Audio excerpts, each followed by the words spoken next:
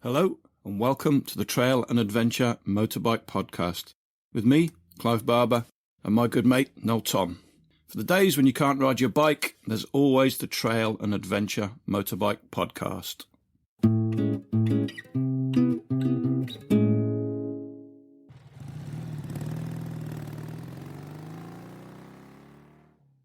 Hello and welcome back to the long-lost Trail and Adventure Motorbike Podcast. Sorry again. Big delays. Illness and life have got in the way over the last few months, but we're all good now. Got my laptop back from the menders, so we can crack on. This podcast is part 2 of our summer trip, where we travelled across the north of England and ventured into the southern parts of Scotland. So it's a in the nature of COVID lockdowns, it's a post-trip debrief across the Zoom platform with exciting topics that everybody loves, such as best bike, top camping tips. We discuss the glory of the north and lots of other things. So grab yourself a tea or a beer, sit, but not you. If you're driving, obviously focus on the road. And don't forget to watch Greg Villalobos' film of the trip, The Secret Cabin, which is available on YouTube. But otherwise, sit back and enjoy.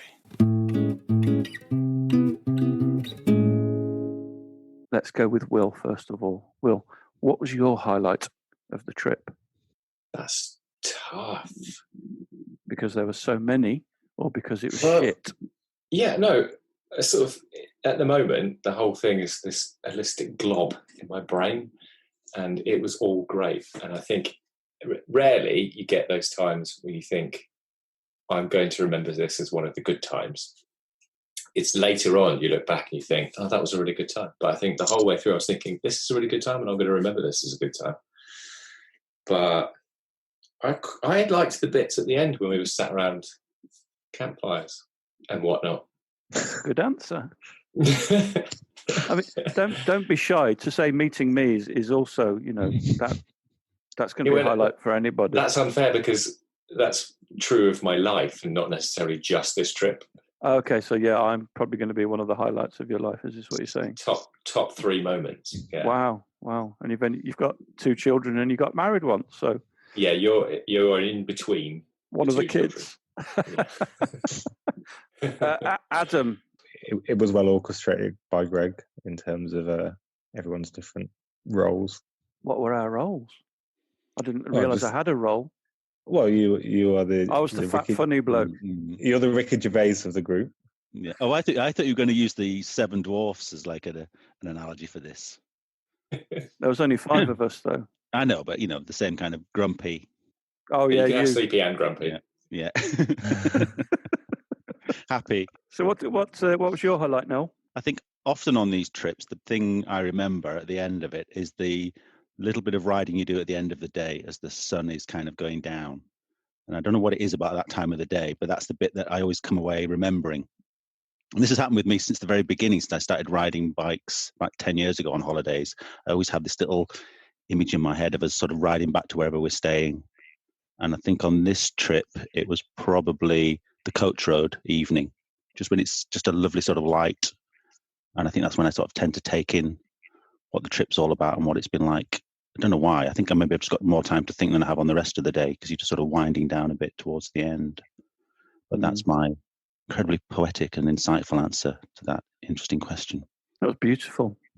Thank you very much for that answer. But also, it was really interesting. I think it's interesting that we talked for so long. And, you say, Adam, well, we're all new to this gang, aren't we? It wasn't just Adam. It was kind of a whole new group. But we'd had such a long build up to it and we'd talked for so long. It was so great to finally meet people. Well, that was such a long correspondence. That was the funny thing, wasn't it, really? Because we'd basically been, I don't know how long that chat had been going for, but it felt like about a year. Yeah. Maybe, I'm sure it wasn't, but it did actually feel like everybody knew each other by the time we got there. Cause it's quite interesting. And it was just strange because we'd seen images and we'd seen photographs and we'd seen video, but it's completely different to actually meeting people, isn't it? Yeah, that's good. Yeah. I was bereft when everyone left at the end. It was terrible. Yeah, and you left with a massive sort of festival site to clear up the beer bottles and stuff. Greg, what was the highlight of your trip? Because you were the one that it was for your 40th birthday, although I think you're older than that. How was it for you? Well, I was going to say that my favourite bit was the sound of your really cheap microphone whistling in my ear. I'm trying to talk to Will and all I hear is but I thought that'd be a bit mean, so I've revised my opinion, and the actual best bit was kicking you in the head when I was asleep. To be fair, I didn't even feel it or notice or wake up. So that's fine. Kick away. I just had a 24-hour blood pressure monitor on. You know those things, they really squeeze your arm. So it went off every hour in the night and it didn't even wake me up once. That's incredible, isn't it? What did the blood pressure monitor tell you during the trip? Did it go up or down? Not during the trip. It was just last night, basically, after I got home. Okay. And it basically told me I'm fairly certain to die fairly soon. Yeah, But, it's a tag, isn't it? And you're just telling everyone it's a blood pressure monitor. it was on my ankle, really. Notice how no one is trying to get first dibs in on your motorbikes at the moment. Well, yeah. Well, there's another story there, isn't there? I don't know if we've told. We're going to tell. We'll probably tell that story at some point. I don't know if I have a favorite bit. It was just like, I guess my favorite bit really was just having all you guys arrive at my house and you there at each other, and just that first fire. Can you say that again, Greg? Because you faded out then. Sorry. The first sausage of the trip enjoyed at the fire at my house. The communal sausage, the breaking of bread, and no one knew each other before that point properly, and that was the start of it, and I really enjoyed that. Adam and Will, you both came up from the south, although probably more like the Midlands, or does Cambridge count as the East Anglia? I don't know. Yeah, East Midlands. East Midlands, yeah. So how did the riding differ in Northumbria and the little bit you saw of Cumbria? Drastically. Adam, do you want to say it? Because I've already been.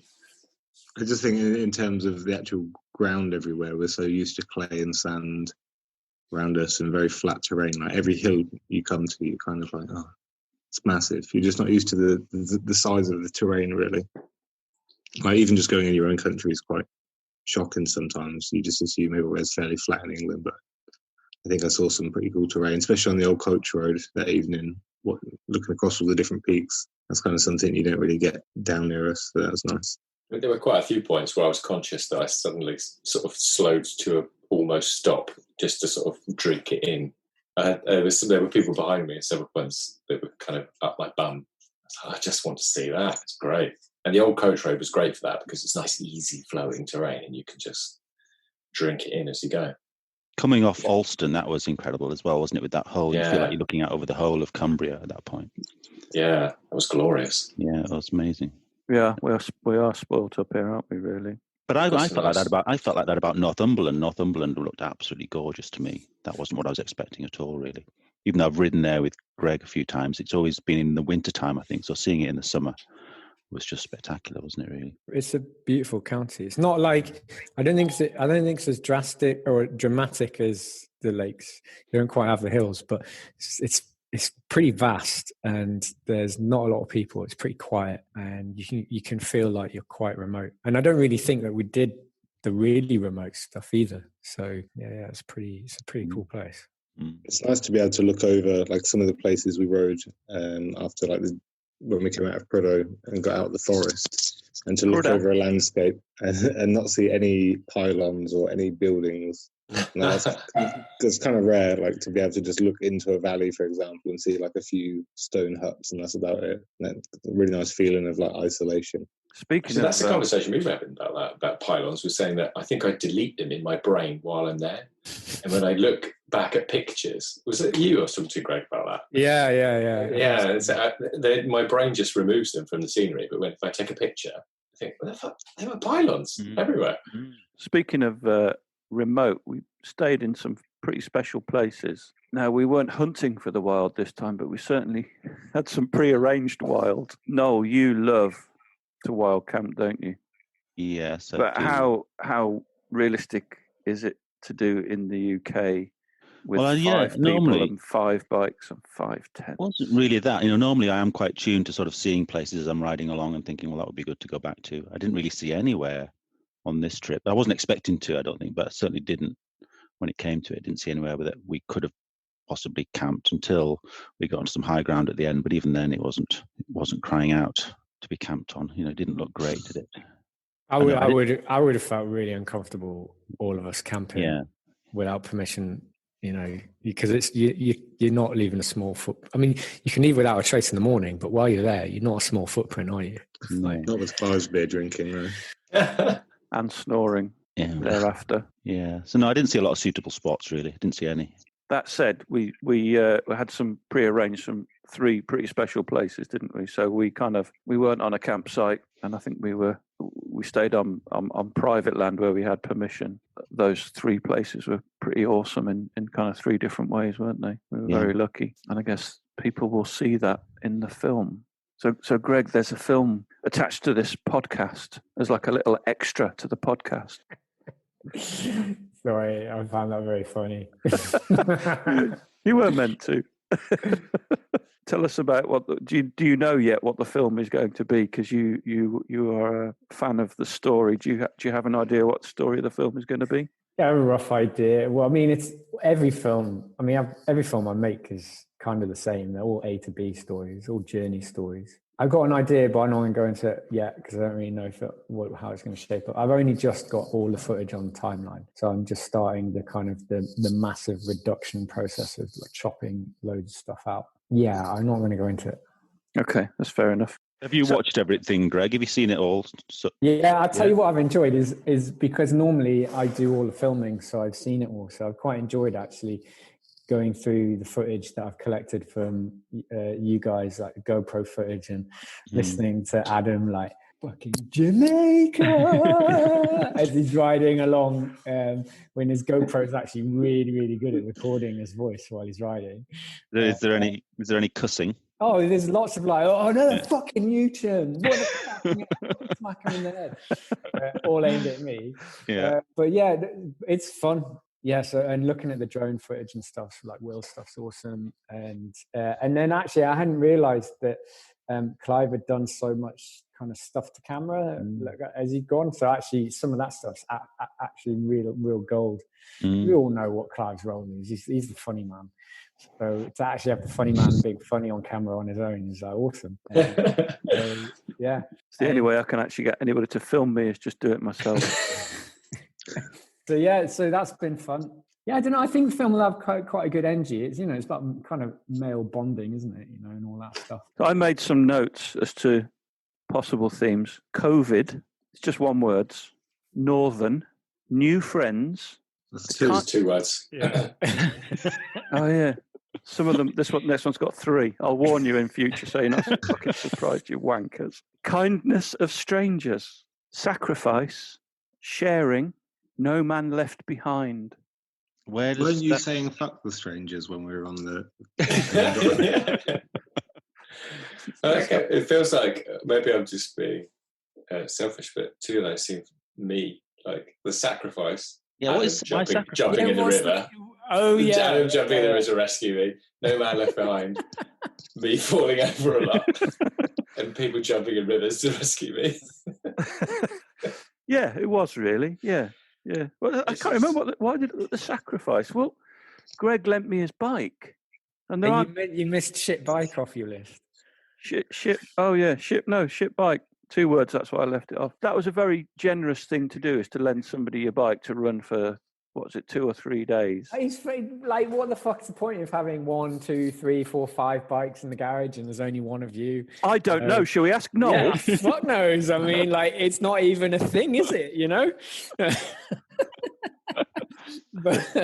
But no, well, honestly, it wasn't. It was very much appreciated. It's not a thing at all, man. Good. Yeah. It seemed like when you switched from that CB to the 450, your joy levels went up by an order of magnitude. In relation to the twattish riding. Yeah. Well, this is Noel's theory that he came out with. Brought out the Chris Birchin in. Yeah, God, I think Noel might be right. I think he is. He is. So tell us what your theory was, Noel. I've gone on and on about this for years, that KTM has kind of ruined trail riding because Well, you get we don't have to say KTM. We could just say a fast enduro bike, couldn't we? Because Honda and Yeah. Yamaha also make them. They do, but it dominates, doesn't it? And I suppose that's why I pick it out, because it does seem to dominate that kind of riding, and it's become a very successful brand. But I've always made this silly analogy that if you gave everyone a Subaru Impreza, we'd all drive like Subaru Impreza drivers, and it's the Subaru Impreza equivalent to me. And I may have just proved you right. Yeah. If I had one, I'd probably ride it like a nutcase. So it's funny actually, because I hadn't actually ridden my own KTM for a while, and the reason I didn't come on my own KTM was because I didn't get it sorted in time. But actually, going from the CB to the EXC was just like fucking hell. I'd forgotten how much fun these things are, which was why there was some exuberance on the first morning of riding Greg's 450 again. But yeah, I hate to say it, but you might actually be right. The thought goes both ways, though.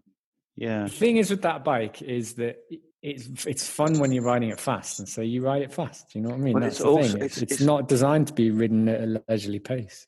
It's also easier to ride them fast because they just track so easily over rough ground when you are going faster. Yeah. It's easy to ride fast. That's it, isn't it? Yeah. Sponsored by KTM.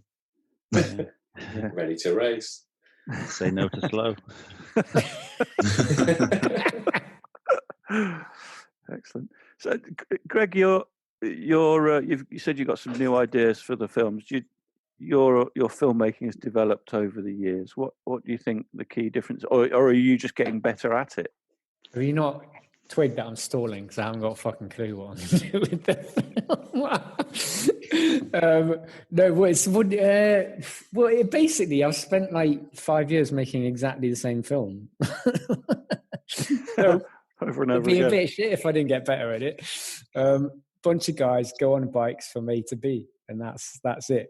But within that, there's I guess from a practical sense, you start to understand more and more about what you don't need to film, and what But in a nutshell, you've got set sequences that are where something interesting happens, and that could be like a river crossing or going for a meal and having a chat or whatever. And then you've got the A to B sections are just kind of, I've labeled that folder on the timeline as the traverse folder. And it's just the linking shots that traverse across the film. And you want, a lot of the drone stuff is going to be that. And it's the stuff that gives you a sense of place and a sense of travel and all that kind of stuff. But really the heart of the film is not those traverses. It's the set sequences that have occurred where something interesting happens, if that makes sense. Yeah, you're gonna hate me saying this, but how do you pick? Don't you fucking say the music? No, how do you? It's such a big part. I always think it must be such a big part of your editing process. Like, do you pick the song and then edit the film to that music?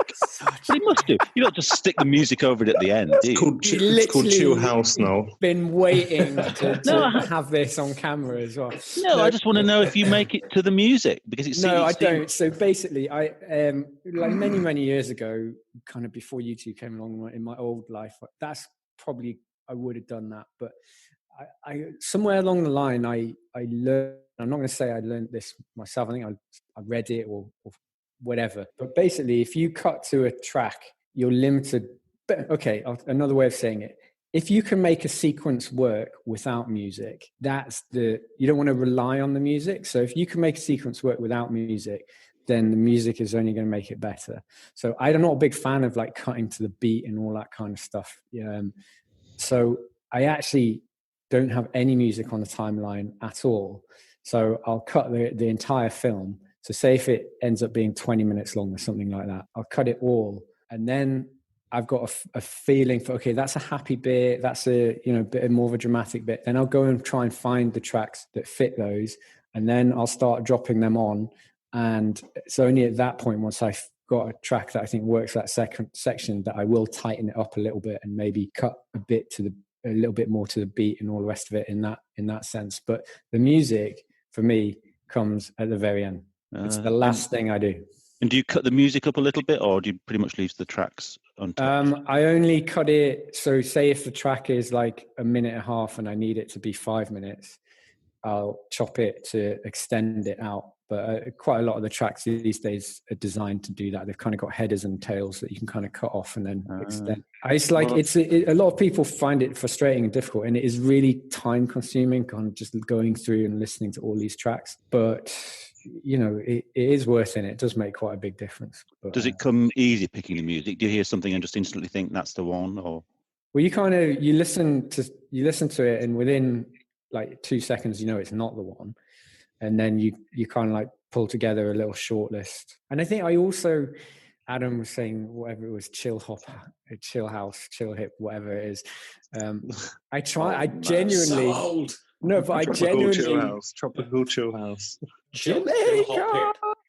But I do want to progress as a filmmaker and my craft, and I do want to do stuff that is a little bit unusual. So I think if you listen to my more recent work and stuff I've done with Adventure Spec as well, I have actually moved away from that. I'm kind of trying purposefully to move forwards and not just rely on that. So actually, I'm quite cross about some of your recent work. You know, the Spanish love song, where you go out in the winter weather to get the shot. Yeah. Subject. Okay. That was an earworm for me pretty much the entire trip. All right. Yeah, we'll see what earworms we can pull out of the bag for this one. I can shortcut for you if you like. I think the trip would be really well served by Barbra Streisand's "I Am a Woman in Love." I think it should be Toots and the Maytals. Yeah, I haven't got the Country right Roads. I find it very disturbing when some of the music you've used has been picked up by other things like podcasts use it. And it's really messes with your mind because you affiliate that music so much with the thing that you initially saw it with. Yeah. I had that with the video last week, with the video that you did with my old man on the CB and the GS with the really whaley bagpipe noise, if you remember that one. You lot fucking listen to I can't remember any of these tracks that you're talking about. They're like gone. It's like it's like wailing bagpipe house. What else did you hear it on, Adam? Did you hear it somewhere else? It was on someone else's YouTube video. I don't know if it's the also downloaded it off the same website or whatever, but it was very misleading for my mind. I was expecting to see Greg in the video. Do you look back at the stuff you've made then, Greg, much or not at all? Not really. Yeah, just kind of move forwards. No.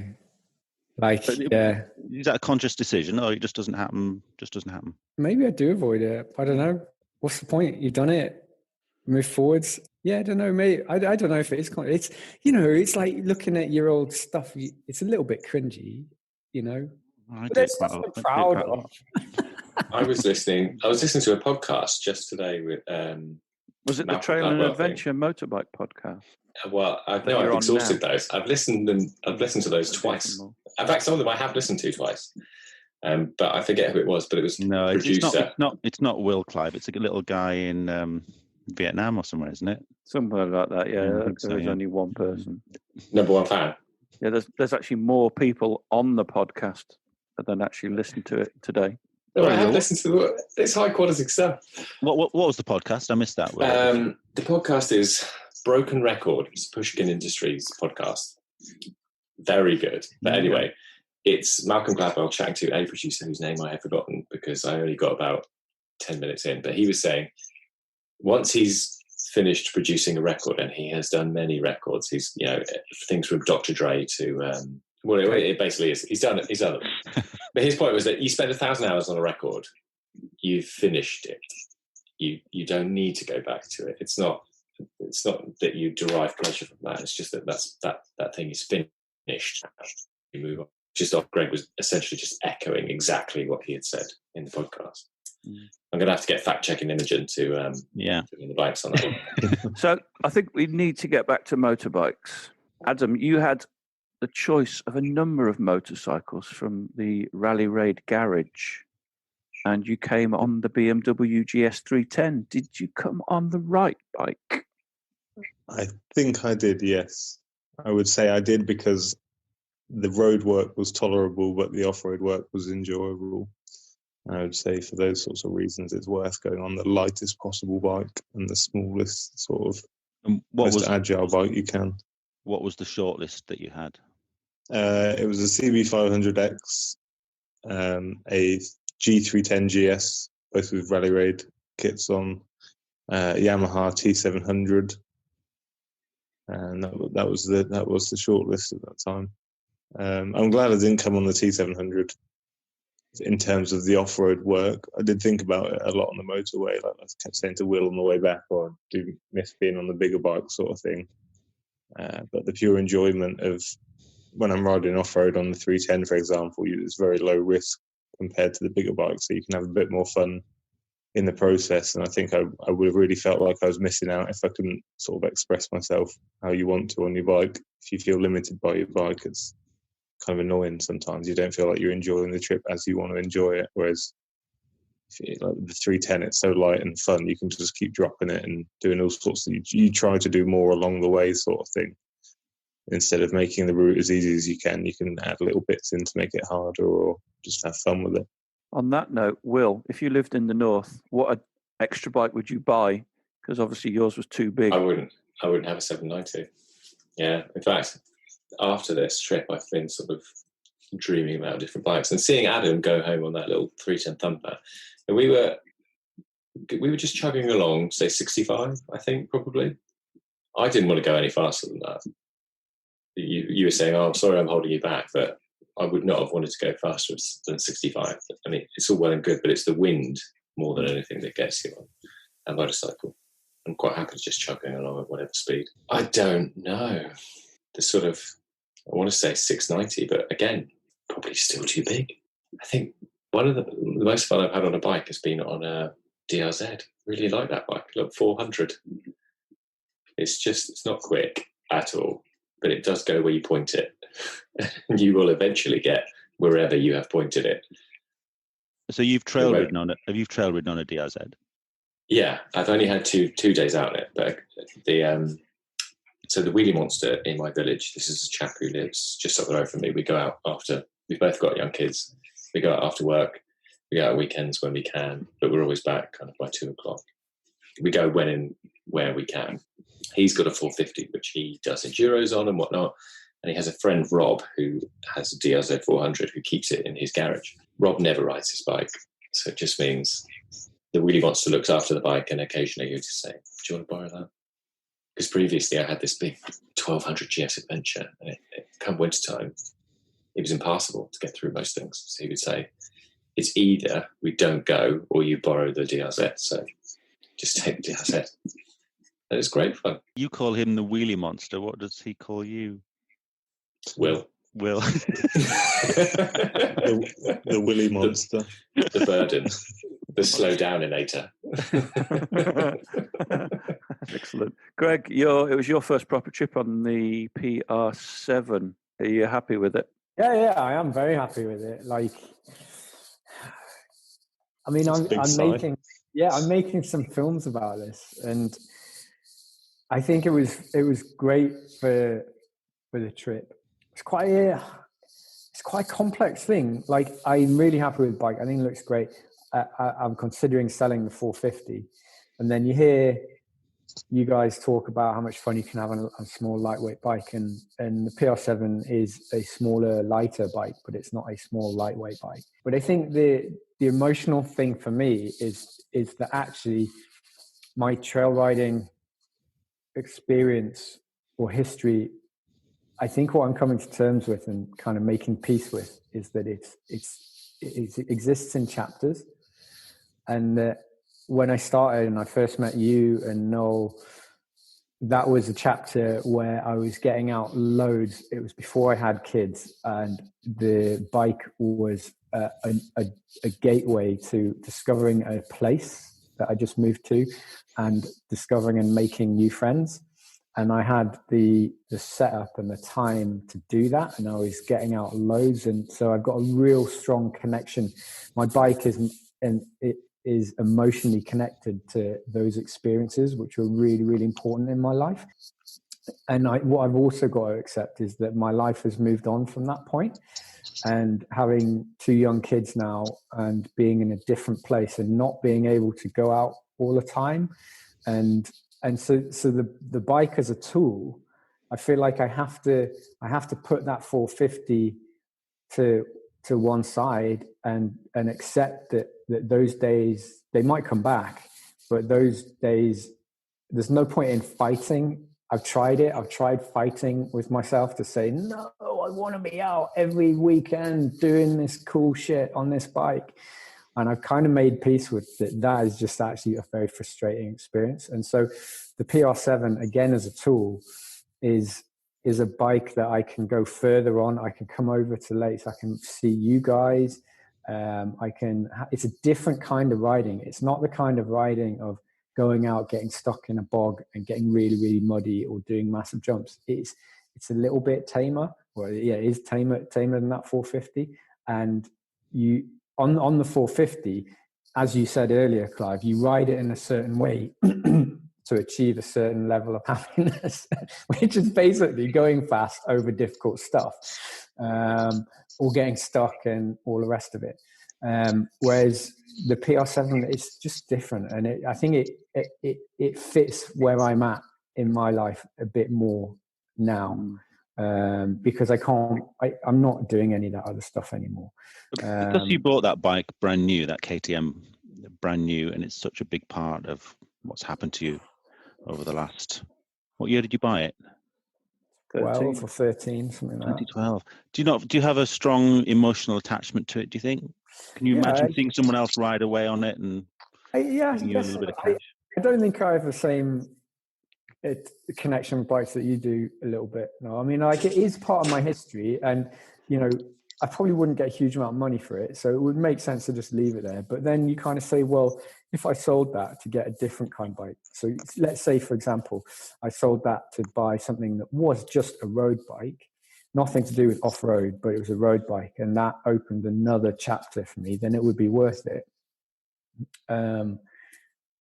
Yeah, there's no point in having a bike there that's just going to sit there and never get used. You know, that's I'm not a big collector of things. All the things that I have, I want them to do stuff and do stuff for me. They're all tools, and once they stop becoming useful, they can go. I don't think I get emotionally attached to bikes as much as I look at them and think, how hard would it be to replace it? And the bikes that I've just sold quite easily have been the bikes that if I wanted another one tomorrow, I could just go and get one. And the stuff I'm left with is the stuff that was really hard to find and took a long time. So here's a question for everybody. Of the, I guess we had 6 bikes on the trip altogether. Of the 6 bikes, choose the one that you would have taken were you not able to take your own. Just for this trip or for the lifetime afterwards as well? Lifetime afterwards as well, yeah. Which bike would you choose of the 6 that we took? So that's the CBX, KTM 450, PR7 AJP, 790 KTM, 310 GS, and the XR 650L from 1940, whatever fucking year it is. Shall I go first? Even though I disapprove of Will's reflective visor, as the whole package, I would go for Will's bike because I think that looks kind of the coolest. Him on it looks great. Him on it and it look really good together. And I'd want to be You'd want to be Pillion. An older Will. So for listeners in black and white, that's the KTM 790. Yeah. You do know that bike literally is the motorcycling Internet of Things, yeah? Yeah, but it's not. It's got a cable clutch and it has electronic intervention, but it's a progressive enhancement. It will, if it fails, everything still works. Apart from obviously ECU, because it is fuel injected with it. Actually, no, I'm quite fickle. I've changed my mind. I'd go for Adam's bike. I forgot about Adam's bike. Great. Can I do that? Can I just change like that? Yeah. It's not real life. You're not actually going to get all right. Adam's bike, please. Or Will's bike. Adam, which one do you go for? You're not allowed to go through your own 310. I would probably take the XR, to be honest. I think it has the most character. I think it's just I think it oozes character, and it's just very well looked after. It's had a lot of work done to it, and I think that would be the bike. Although it might not be as good on certain terrain as other ones or whatever, and it doesn't have any electrics, I kind of like the idea of that. I could imagine myself just doing some lanes on it, looking after it, kind of. Cool. It was embarrassing that the two Hondas were the two bikes that sort of had, well, fairly self-inflicted failures, isn't it, in the end on this trip? My loose battery terminals and you bashing yours on a rock. Yeah, I don't think that's I don't think that's Mr. Honda's fault, to be honest. No. That's my fault. And Mr. my fault. Kipling's. Yeah. we did have. I think we had a pie supper, didn't we, at some point that week as well? We had Will? pies every day. Yeah. Will, what would your choice be? It's really hard, actually, because I think your instinct is always to go for someone else's because it's novel. But I think You have to. That's the game. I can't pick my own bike. No, that's the game we're playing. You have to pick somebody else's. If the AJP could prove to be reliable, I would probably pick that. But why did you say that? It was reliable, wasn't it? It was. Yeah, but all of the other AJPs in the world aren't. I don't know. Time will tell. I think we missed it. We missed a trick. We should have had a bike swap. We should have done this as a thing. Well, we did. I rode Greg's AJP. I rode your 790, although only on the roads, not on the lanes. Yeah, in the wet with the throttle damper on. Yeah. Well, can I just? An odd thing happened on this trip in that Adam said he would like to have a go on my bike, so I picked what I thought was a suitable time to do a swap, and I sort of approached it by saying to Adam, can I try your bike? Which was really me saying, Adam, I've decided that you can ride my bike. Wow. Adam, and as soon as that's literally never happened before. It's never happened, Ever. Adam. And as soon as I offered it to him, what does he do? He looks at Will and says, right, can I have a go on your bike? And jumps on Will's KTM. I thought we'd be sorted for the rest of the trip to bike swap. But it kind of just happened. And then I felt like I'm never going to get a ride on the XR now. So I was very happy to ride the XR, if that makes you feel better. Yeah. I had a nice go on Greg's PR on the first day when we were waiting for everyone else to arrive as well. That was nice. I wanted to have a go on your bike, and you went, no, I'm too tired. Was that on the coach road? Yeah. Yeah, because I knew I'd just ride like a bit of an idiot on your PR if I was on the coach road. I think I'm a safe bet to do a bike swap with because I will shit my pants the whole way and basically just paddle it. The front end on that on the Honda is just, it does things, you know. It's not like mine where it's kind of you just lean into things and whatnot. And it doesn't really matter where you are. That one, it matters. Yeah, it's very long, flexible forks on that bike. Yeah. Well, did you make your choice yet? Who? Me? No, Will. Oh no! Sneaky bugger. I'm gonna have the Honda actually. Two XR 650Ls. For the hopper. I didn't try the PR7 and I don't trust it. Don't worry, Greg. I'll edit this out for your sponsors. I don't mind. Greg, which one are you going to have? You can't have the AJP. Yeah, well, I would always take the 310, because I would always go for a smaller bike. Yeah, and you know that 310, I've ridden it before, and it is a proper trail bike with the rally raid stuff on it. It's loads of fun. You got to wring its neck. And if it wasn't my bike and it was someone else's bike, fucking, I don't care. I'll just be ringing someone else's bike's neck. But I think it's loads of fun, and I would consider having one, to be honest. I was really impressed with what Will managed to do on the 790, and we talked quite a lot on the intercom about where the electronic interventions came in and what was assistance and it was, you know, Will is a good rider, and I was trying to figure out where he felt his riding was being assisted by the bike, because it was very capable, more capable than I thought it was going to be. But that's not to take anything away from Will's riding. But just for a bike of that size, it didn't really get held back, which was pretty impressive.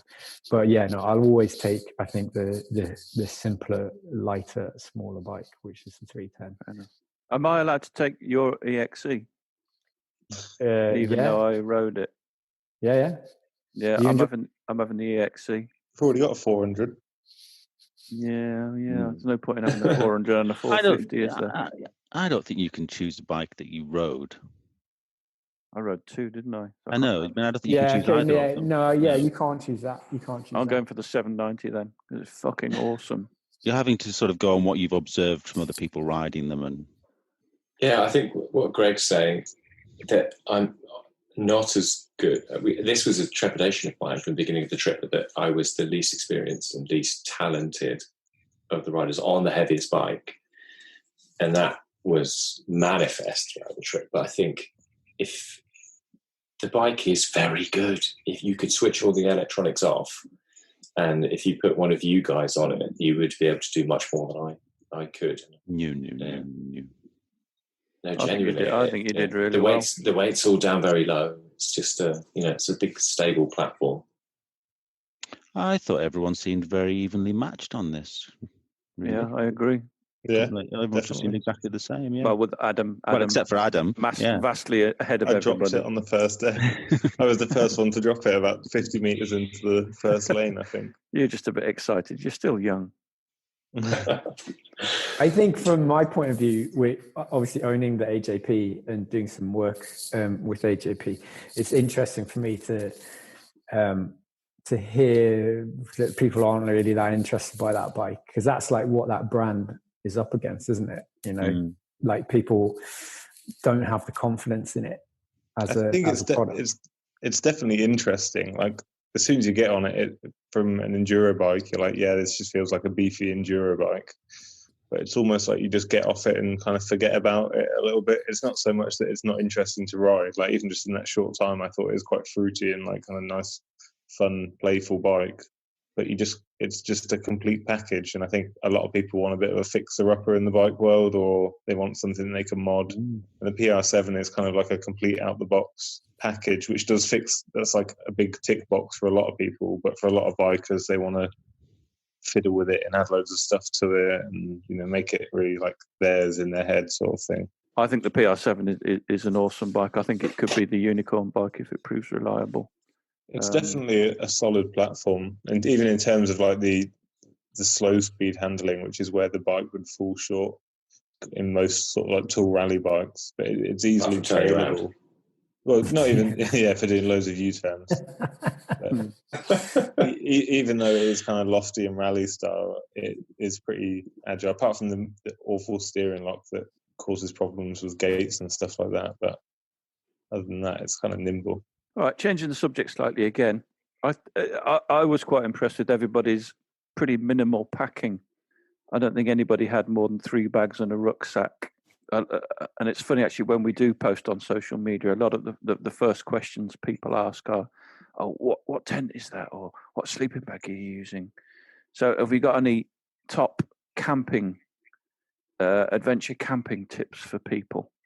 Noel, you had some. Well, you have rules to live by when it comes to camping. A little bit, but what often seems to happen is that I think I'm the best at it. You cite me as being quite good at it, and yet everyone seems to have less luggage and a better sort of system than I have of packing up. I seem to always be the one with a massive bag. Is that just because I take a week's supply of food? And fucking 5 bags of Uncle Ben's isn't that much, is it? Really? That could be it, couldn't it? Yeah. You have the most literage. Maybe, yeah. But I think it's about 10 litres. It's probably because I carry quite a big tent. You all had really good tents, didn't you? Except I've got the same tent as you. We have the same, yeah. But you posted some rules on your Noel's rules of camping, you called them, and they were chipped into stone. Yeah. On our chat before we left. Just remind me of those rules. No, I can't remember that. Well, I can't remember what they were either, but I just remember they were there. Oh, it was kind of, it's mainly changes of clothes. People often take way too many clothes, don't they? And end up just wearing pretty much what they ride and one other thing in the evening. So you literally don't take any other clothes? I just take one other set to get into, yeah. One pair of clean pants? Yeah, I don't take a selection of shirts in case so the next day you get on your bike, you put your dirty pants back on again. And we're talking about English pants here, not American pants. Well, if you don't take them off, you don't have to put them back on. Well, I'll take 2 pairs. Well, there's normally a wear one, wash one sort of system going on. Yeah, but I never saw you wash anything. Where was the washing? But on a trip like this, if it's sort of 3 or 4 days, it's wear one set for the first few days and the second set for the other 2 if you need to. There's an important note here. Yeah, we went to Greg's place twice, and he washed my socks, but didn't take his own pants off. So he wore the same pair of pants. I did. Yeah, that's exactly true. Like on the last day when I got home and I took my socks and my pants off, that was the first time that those things had come off in 5 days. Maybe not the socks, but the pants. Did you sleep in your pants? Yeah. Oh, right. Okay. So when the pants come off, the trip is done. Yeah. Yeah, basically. As you peel your boxes from your scrotum. I actually no. I probably, if I slept in my own bed, which I did on this trip, I probably did take them off for that bit. But basically, actually, they did come off briefly for the river. For the swim. They did. Shush, no one's meant to know about that. On this kind of trip, man, fucking hell, you want to come back like just caked in mud and sweat and whatever. Then what's the whole point? Like, I took a tiny little bag of, like Noel was saying, like a full set of spare clothes, and that's literally in case I get soaked through and you have got something dry to get into. But I didn't crack into that at all. I could have left that at home. I could have left a lot of the stuff I took at home. Speaking of wet, there was one day in Cumbria and it absolutely hammered down and we were utterly soaked and we decided to call it a day. Now, was that the right thing to do? Yes. No. It stopped raining by lunchtime. We could have like been out. You could have gone back out again. It was a different thing though, wasn't it? You know, you can ride the bikes around, which we had done, and it was great. And there's more of Cumbria to see, and I can save that. But the fact that, you know, just like I said, sat around the campfire, and that one photo you took that I said that's my favourite photo of the trip. That was a special little day for me. I really enjoyed that. Is that the nighttime photograph that looks like a painting? Yes, it's amazing, isn't it? It's amazing, yeah. Did nobody get my reference on the chat group or on Instagram or something? It was some lines from a song by Echo and the Bunnymen, and called Crocodiles, and their album is called Crocodiles. And if you look at the cover of Crocodiles by Echo and the Bunnymen, it's really, really similar, set in a wood with kind of lighting, lit wheels going on the internet now. I want to see his face. Can you see it? Similar, isn't it? Oh yeah, it reminds me weirdly. You know that the nighttime cafe. I forget what the artwork is. All right, top camping tips. Earplugs. Good. Insulated mat. Of course. Gently sweeping the acorns off your camping area. Good call. That's a good use of time. Titanium spork, anybody? You got to have the titanium spork ripped off. I ordered this spork from, you know, miscellaneous website that comes in from afar, and then it was clearly a rip-off of the design of Greg's one, and I felt bad that I'd stolen the intellectual property of that spork. You should have felt bad that Greg spent the money on the expensive one. Yeah, okay. He probably didn't spend any bloody money, and he probably got given it. No, I did actually buy that. So, I mean, I disapprove of plastic spoons, but I generally use just a plastic spoon. It's losable. You can sort of you That's use a it bad like thing, isn't it? Yeah, it doesn't scratch my non-stick pans, so I can use it. I couldn't use a spork to sort of stir stuff in a pan. So the mine came with a deluxe velvet pochette. Really? well, Crikey. And I would steal you. So your top tip, I'm going to steal Clive's top tip, which I didn't do. But did you bring a pillowcase on this trip? A cotton pillowcase to put your bag in to mimic a pillow? me? No, I actually have a half dome shaped pillow now that fits in the top of your sleeping bag, which is excellent. You even packed a pillow. I actually bought a pillow. It folds down really small. It's like, the size of a matter. coffee mug. Oh, I brought a pillow. It's nothing. Yeah. And Adam, this is a top tip from Adam actually, who gave me this. If you turn the Adventure Spec linesman jacket out, there is a soft fleecy bit where your buttocks would be. And that makes an excellent... Right, is take your padded, your clothes, you put them inside your sleeping bag, and you've got a pillow. Like, you don't have to bring a fucking pillow. Yeah. You've got everything you need to make a pillow. So here's my top camping tip. I need a pillow. Bring a pillow. Yeah. Like it's all about go as light as you can, man. Like my tip is don't bother bringing any food or anything like that. You know, especially if you're doing this kind of trip, you know, just get up, go, stop at a cafe, have your breakfast, stop at the end of the day, have some food, go camp. Like you really, you don't need all of it, but you know, that's just me. Okay, final question. Go on. No, have you got something else you wanted to say there? Well, just to say that we didn't end up, we kind of didn't really eat out in the evenings, did we? We did sort of need food for where we were sleeping at night, and we were lucky in that we stayed at a few places where we were fed. But ultimately, I still stand by it's great to have food with you, so you'd have to start. It's hard enough finding somewhere to stay for the night if you're wild camping. To have food with you and have your sort of meal guaranteed at night, I think. Yeah, I always bring a couple of like emergency ration type food just in case. Yeah. So it'll be you know, just a couple of boil in the bag type things just in case. And we're also sort of paranoid about leaving our bikes or leaving campsites and leaving tents and stuff. It's great to be able to just stay with your tent and eat and be autonomous in that situation.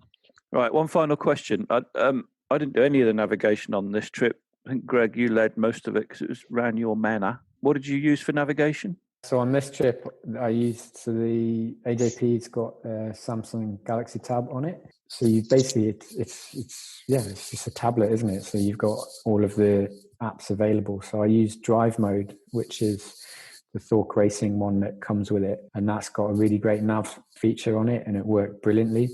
I've got the Bluetooth controller, so you can control it from your handlebars. The only thing is it doesn't display OS map, so low map on there as well. And I bought the maps for this region, only like £2 or £3 each, and they're OS maps, so that if there are any areas where we weren't sure, you can just flip it over to the other app and you get the OS map. So Drive Mode, I'm just looking at the app now on Google. It's for £5.49. Yeah, so cheap. So you can upload a GPX file into that, and it follows it as a sat nav. So basically, Thork Racing, Jueo, who works there, he's developed that. He also made the TET app, and everything integrates really, really well. So basically, you go to the TET app, you just in 2 clicks you can download the GPX directly to your phone, and then you open Drive Mode, and that GPX opens in Drive Mode, or you import it in, and then you've got the map there. So there's none of this having to download to a computer and then transfer. It's all direct. You can do that on the fly. So as long as your tablet has got an internet connection, you can just do it as you go, which is, it's been a revelation. I'm not really very tech myself. I don't really like tech on the bike, but it was a revelation. I'm not saying it was perfect. The app is the tablet is slow. I spent far too much time before going trying to sort shit out on that tablet, and actually, when it hammered with rain, the tablet died. So my next iteration of this is going to be going back to a Garmin Montana on the bike to see how I get on with that. I may well choose to get a different tablet, like a more rugged one for the future. It worked well. I was following along the navigation on my Montana, and I think I probably could have led if I was going a bit slower.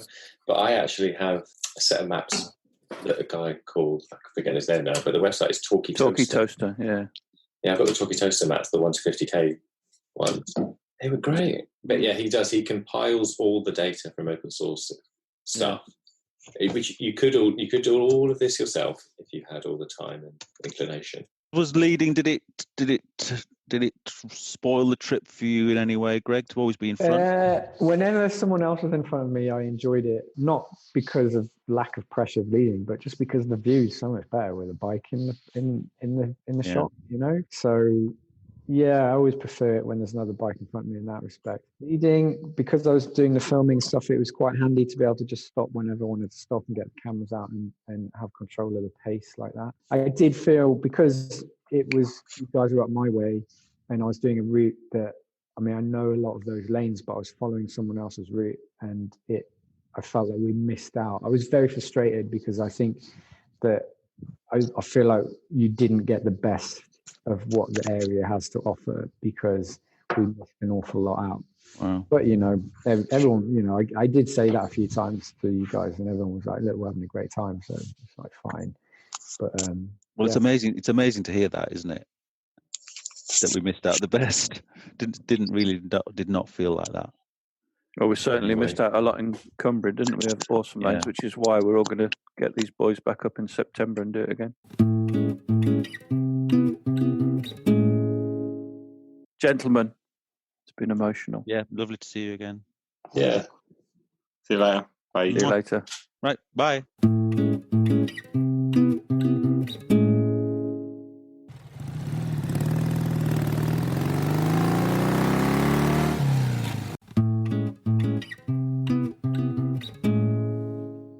Thanks for listening. We really appreciate your support. Don't forget you can follow us on Facebook and Instagram. And if you really appreciate what we do, you could consider supporting us on Patreon or buy us a coffee. Links are available on our website, which is tampodcast.com, tampodcast.com, where we also have a limited selection of branded stuff. But either way, please keep listening and spreading the word. See you next time.